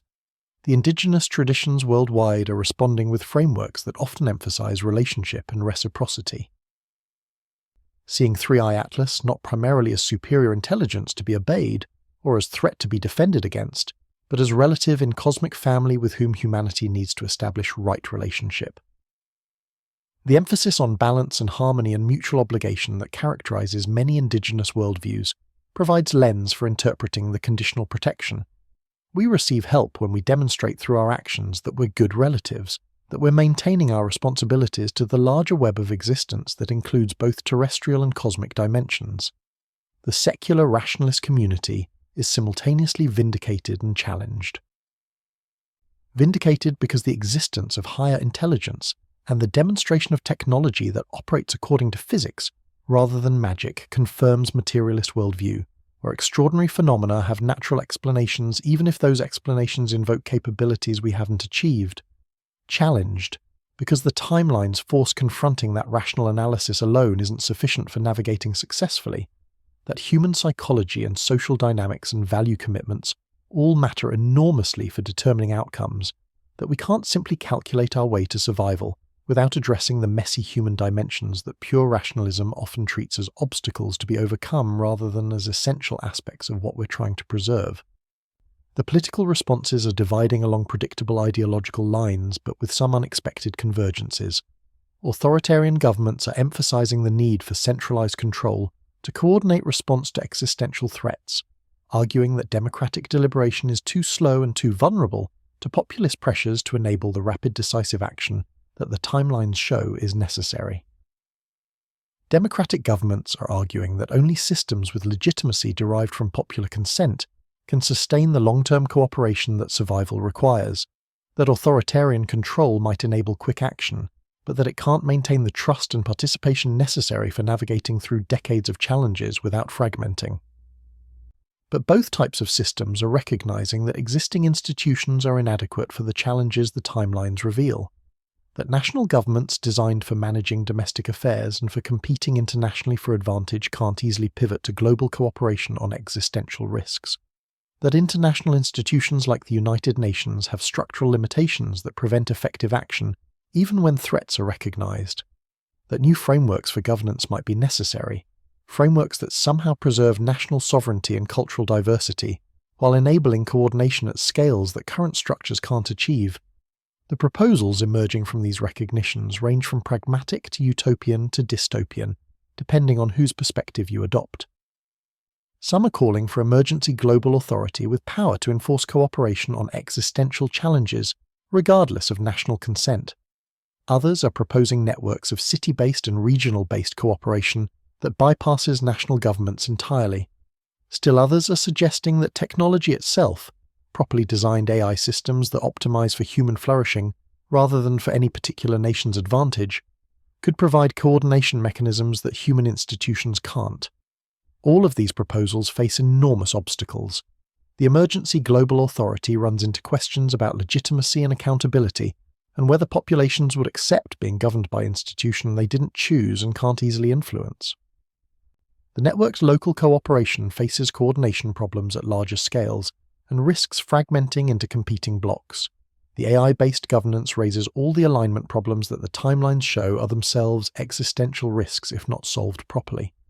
No obvious path forward exists that doesn't require either unprecedented cooperation or acceptance of governance structures that violate deeply held principles about consent and representation. The economic implications are creating turbulence in financial markets and in corporate strategy that reflects both the uncertainty about which timeline will enter and the recognition that business-as-usual approaches are incompatible with the survival trajectories. Stock markets initially crashed as investors recognized that many existing business models depend on continued consumption and resource extraction at levels that the timelines show lead to collapse, but then partially recovered as analysis suggested that transition to sustainable systems creates opportunities for companies that position themselves appropriately, even while destroying value for companies that don't adapt. The corporate response is fragmenting between companies that are genuinely attempting to align their strategies with survival timelines, and companies that are engaging in what's being called timeline washing, making superficial changes and issuing sustainability commitments without fundamentally altering business models that the data shows are incompatible with long-term human flourishing. The challenge is distinguishing between genuine transformation and performance, between companies that are accepting short-term costs to enable long-term survival, and companies that are minimizing changes while claiming to be aligned with what the timelines require. The consumer behavior changes are perhaps most surprising development. Within days of the holographic transmissions becoming widely known, purchasing patterns began shifting dramatically toward products and services that are perceived as compatible with survival timelines. Sales of electric vehicles surged. Plant-based foods are experiencing explosive demand. Solar panel installations accelerated. Consumption of luxury goods that are seen as wasteful collapsed. All of this happening faster than would normally occur through policy changes or economic incentives, because the timelines have created common understanding of what's necessary and have made continuing with consumption patterns that lead to collapse feel morally unacceptable to a substantial portion of population. That shift in consumer sentiment is creating pressure on companies to transform faster than they could be forced to change through regulation or through market competition alone. When consumers are actively avoiding products from companies that aren't perceived as aligned with survival, when brand reputation becomes tied to whether a company is seen as helping or hindering humanity's chances of passing the test, when employees are unwilling to work for organizations whose business models conflict with the timelines, the incentives change dramatically. Companies that might have resisted regulation for decades are suddenly racing to demonstrate their commitment to sustainable transformation because the alternative is losing customers and talent and social license to operate. But this consumer-driven change also creates risks of manipulation and misinformation. When public pressure for transformation is intense, when companies face existential threats to their business models if they're perceived as misaligned with survival timelines, the temptation to misrepresent what they're actually doing becomes enormous. The timeline washing is already visible in advertising and in corporate communications that claim alignment with the survival criteria, while actual operations continue practices that the data shows are problematic. And consumers don't necessarily have the expertise or the information access to distinguish between genuine transformation and sophisticated deception. The education systems worldwide are attempting to integrate the timeline information into curricula at every level. Elementary schools are teaching children about the branching futures and about how choices affect which timeline we enter. Universities are creating new programs focused on analyzing the holographic data and on training the experts who will be needed to interpret the ongoing transmissions and to translate them into actionable policies. Professional development for teachers is emphasizing how to discuss existential risk and long-term consequences without creating paralyzing anxiety in students who are already dealing with normal developmental challenges. The pedagogical challenge is significant.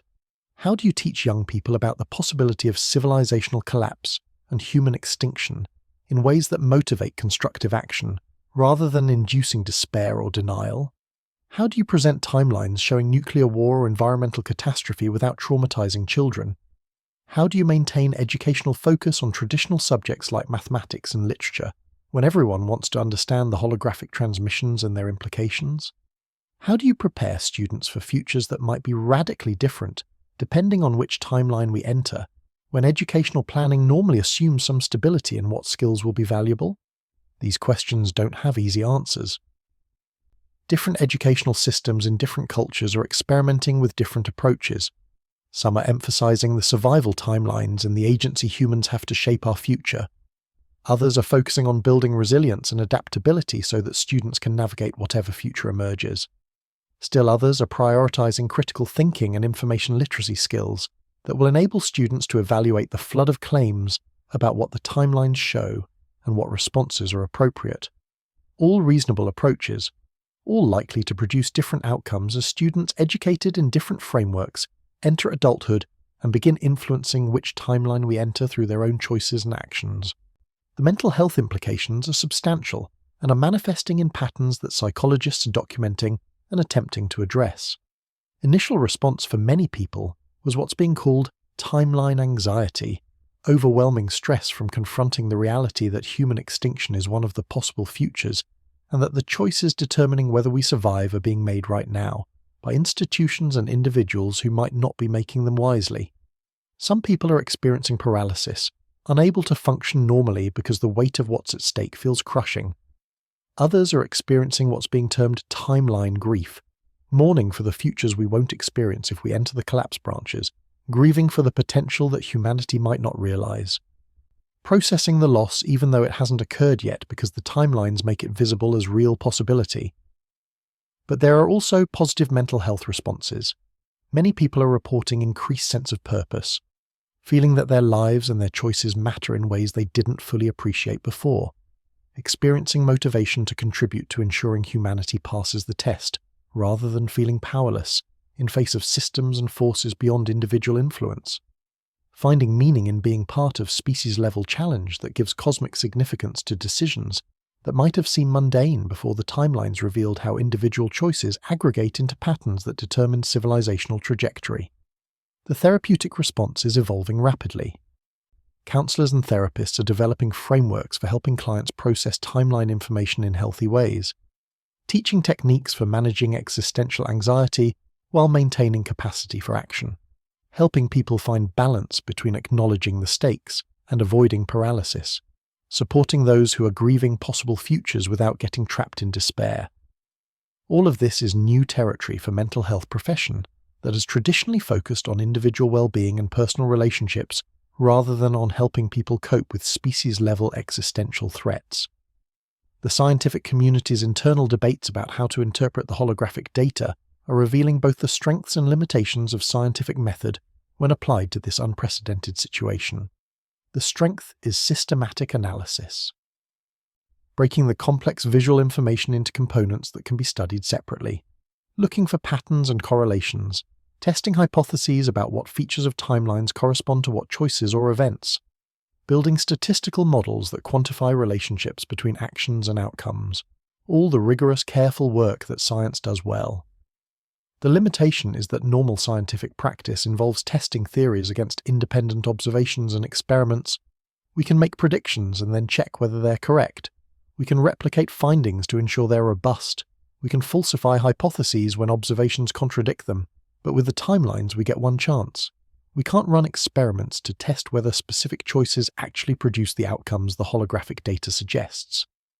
We can't replicate the analysis using different data because we only have the one set of transmissions. We can't falsify interpretations through observation because by the time we observe outcomes, we'll already be in whichever timeline our choice is selected. This means interpretation involves more judgment and less certainty than scientists typically operate with. Have to make inferences about causation from correlation, have to extrapolate from patterns visible in the data to principles that might guide policy, even though the extrapolation can't be verified experimentally, have to acknowledge substantial uncertainty about which interventions will actually produce desired outcomes, while still providing guidance to policymakers who need actionable recommendations rather than academic equivocation about limitations of available data. Different scientific disciplines are approaching this challenge differently. Physicists and mathematicians are treating the timelines as data to be analysed through quantitative methods, building models and extracting statistical relationships and testing internal consistency. Social scientists and historians are applying interpretive frameworks from their disciplines, looking at how human institutions and behaviours in the timelines relate to theories about social change and collective action. Philosophers are examining epistemological questions about what kind of knowledge the timelines represent and what confidence we should have in conclusions drawn from them. The interdisciplinary synthesis that's emerging from these different approaches is richer than any single discipline could produce, but also more contentious, because different frameworks sometimes yield contradictory recommendations. The quantitative models might suggest that aggressive immediate action on climate is essential, while historical analysis might warn that rapid transformation often creates instability that leads to conflict.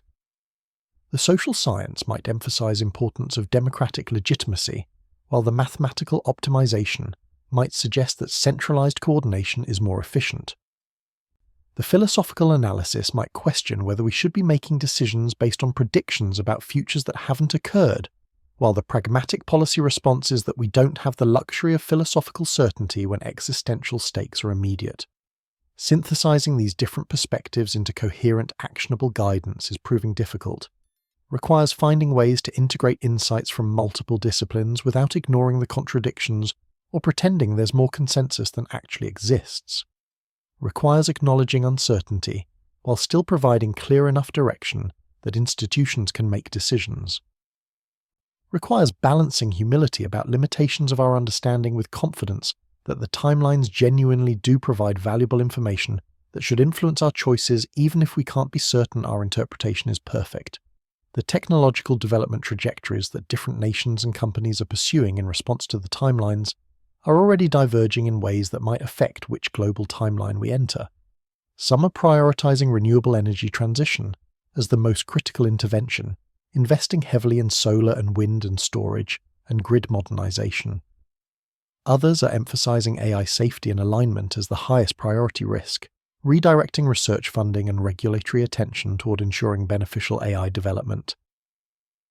Still others are focusing on biotechnology for food security and ecosystem restoration as the most important area for advancement. All of these are areas that the survival timelines show require progress. None are wrong priorities. But the emphasis differences matter because resources are finite and because the development pathways interact in complex ways. Renewable energy transition requires advanced materials and manufacturing that might benefit from AI assistance, but that also creates AI governance challenges if the automation displaces workers in ways that create political instability. Biotechnology for food production requires understanding ecological systems that are being disrupted by climate change, creating feedback where climate action and food security interact.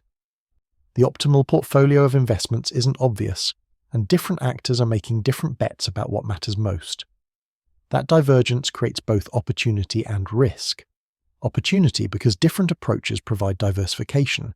If one pathway proves more effective than others, we learn from the success and can redirect resources accordingly. Risk because if the approaches are incompatible, or if they create geopolitical competition rather than cooperation, we might end up with fragmented global response where nations are pursuing conflicting strategies rather than coordinating on shared challenges.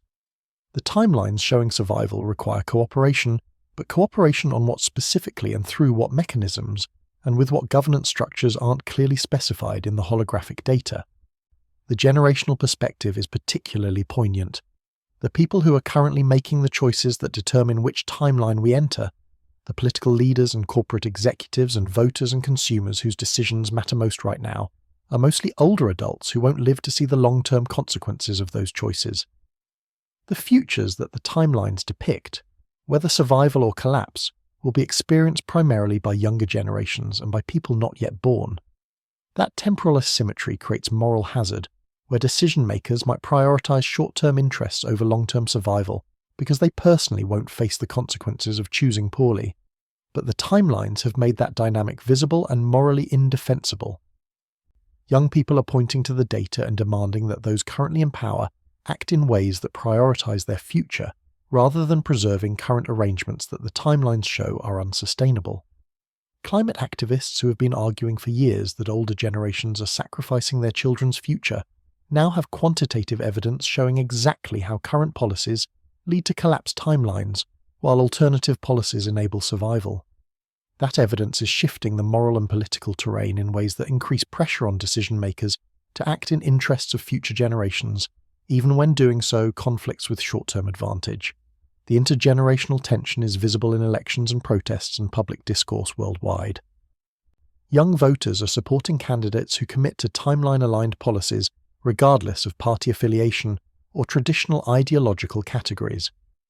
Youth movements are demanding immediate action on existential risks with urgency that reflects their recognition that they're the ones who will live or die based on whether we pass the test.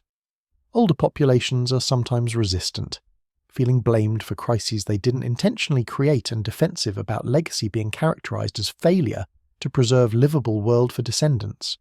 But there's also intergenerational solidarity emerging. Some older adults are embracing the timelines as call to redemption, as opportunity to correct course and ensure that their generation is remembered for changing trajectory when it mattered most rather than for continuing on path leading to catastrophe. Some are using their resources and influence to support timeline-aligned transformation. Some are engaging in activism and advocacy despite personal costs because they recognize the moral obligation to future generations that the data makes undeniable. That solidarity across generations might be a necessary component of passing the test. The survival timelines seem to show societies where all age groups are invested in long-term outcomes, rather than societies where young and old are in conflict about whose interests should be prioritized. The wisdom that 3i Atlas is evaluating might include our capacity to recognize shared stake in the future, regardless of how many years any individual has left to experience that future personally. The cooperation that's required might extend beyond cooperation between nations or between ideological factions to include cooperation across time, where those living now act on behalf of those who will live in future we're choosing for them. The question of whether the timelines themselves change as our choices narrow, the probability space is subject of intense debate. Some researchers argue that the holographic transmission's a static record of what 3i Atlas calculated when it performed the analysis, that the branches reflect possibilities that existed at the moment of computation, but that some of those branches have already been closed by choices we've made since the transmissions began. Others argue that the transmissions are updating continuously, that 3i Atlas is recalculating based on observed choices and updating the probabilities and the branch points to reflect current state, rather than showing frozen snapshot from past. The evidence is ambiguous. Some features of the timelines do appear to change slightly between successive observations, suggesting real-time updating. But the changes are subtle enough that they could be artifacts of how the holographic reconstruction is being performed, rather than actual modifications to the underlying data. The debate matters because it affects how we should use the information. If the timelines are static, then we're navigating based on predictions that might be outdated by our own actions.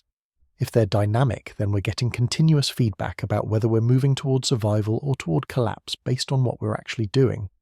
Regardless of whether the timelines update, the meta lesson they teach is about feedback and learning.